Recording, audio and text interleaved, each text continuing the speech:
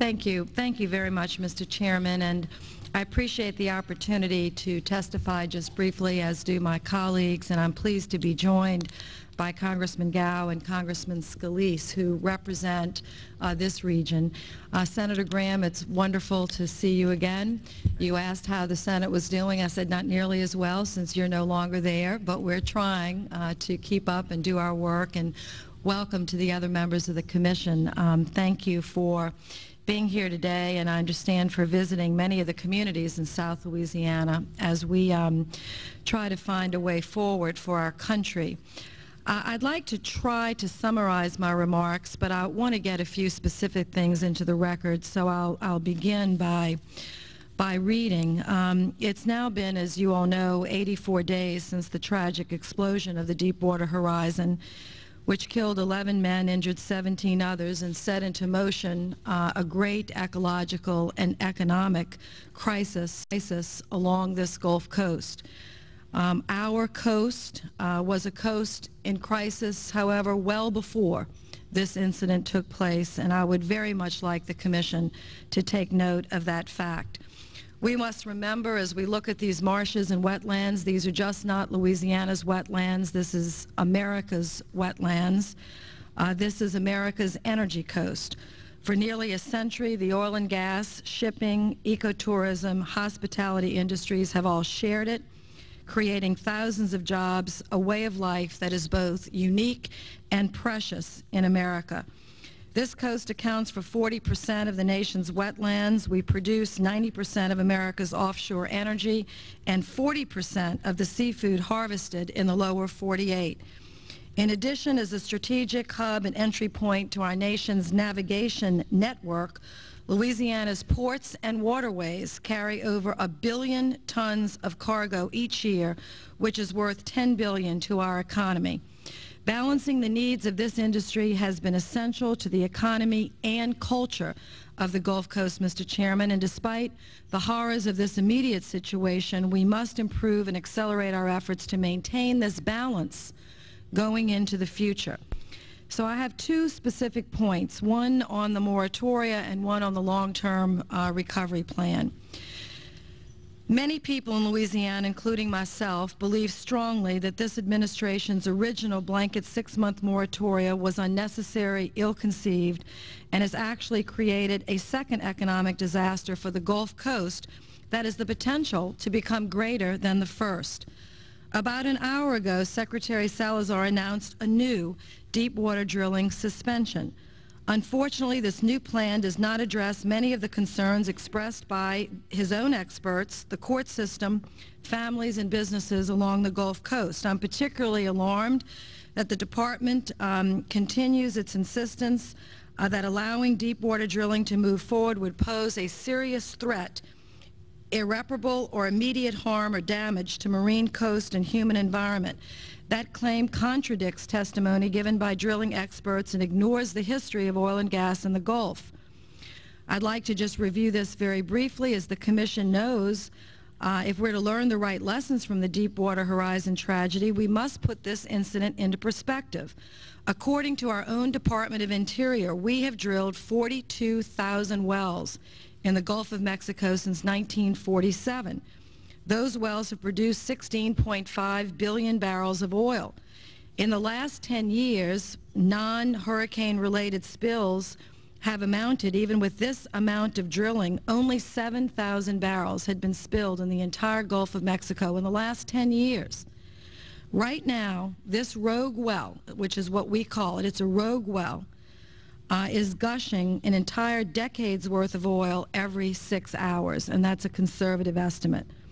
While obviously more effective regulations and greater transparency are a must, the record is clear. This Deepwater Horizon accident is an exception rather than the rule, and it should be treated as such. As residents of this working coast know, we want, as much as anything, for this drilling to be safe for our people and our environment. We live here, we work here, we swim here, we play here, we make a living here, and we raise our children here, and we want to raise our grandchildren here.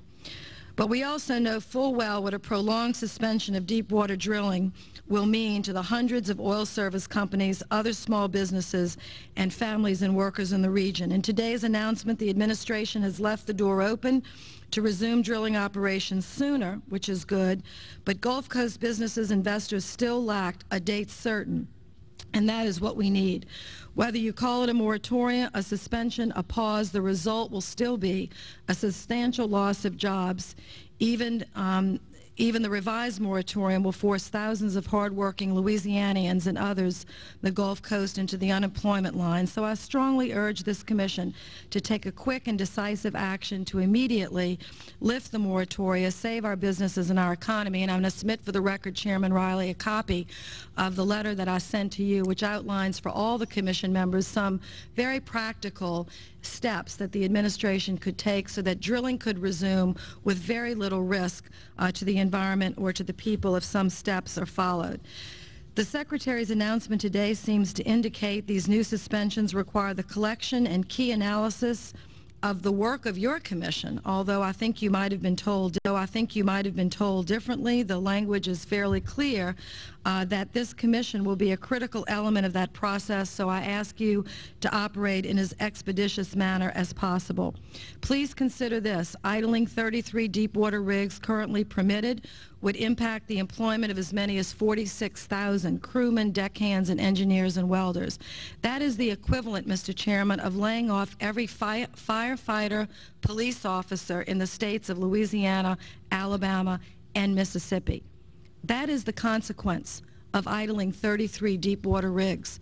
And those rigs can leave. As you know, they're very mobile, and they will leave. We already have evidence and have been told that several of them have already signed contracts to leave the Gulf. And when they leave, they will not be coming back anytime soon. It is an irreversible situation.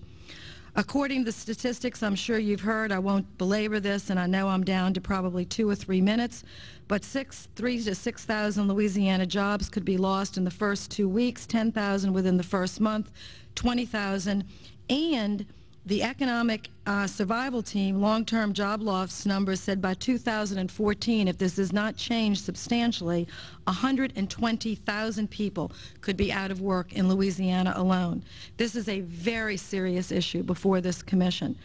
The second point I'd like to mention is that the long-term restoration plan should be not just for cleaning up the oil staining our shores and marshes, but for restoring our wetlands is long overdue. As I've said many times, BP will and should pay every penny of cleanup cost and fully compensate those that have been damaged by this accident. In my view, the establishment of a $20 billion fund was significant, it was important, and it was timely. However, it is possible that more money will be necessary. But the federal government must also follow through on its commitment to a long-term plan to restore and protect our coast. As I said in my opening statement, this coast was in crisis long before this Deepwater Horizon incident happened.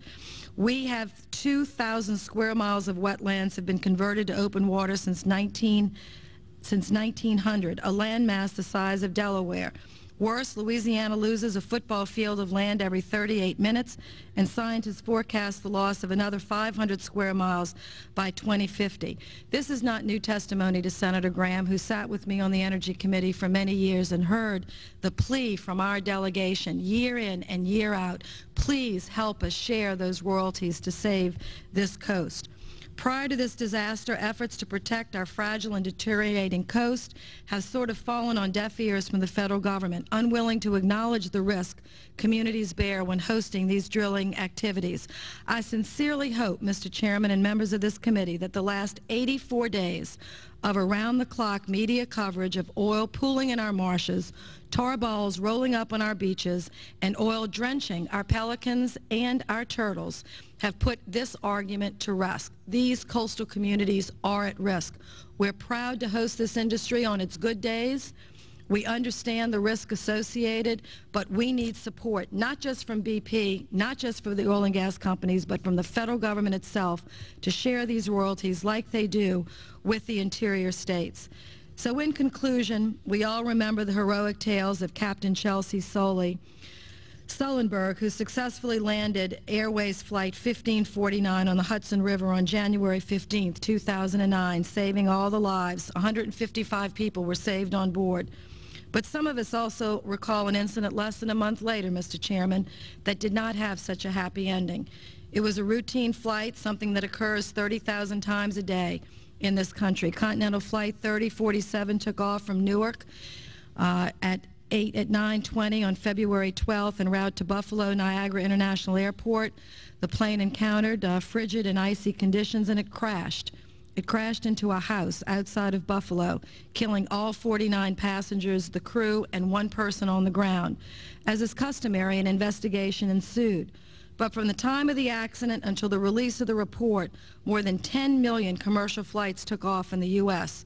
The federal government wanted to ensure that no other accidents occurred outside. Just like the Buffalo, they would have grounded these 10 million flights, but they didn't do so because they knew the economic damage that it would cause to this nation. So I urge this commission to consider carefully the testimony that we are giving. Consider the economic damage, the irreversible consequences of a moratorium or a suspension with no end and no date certain.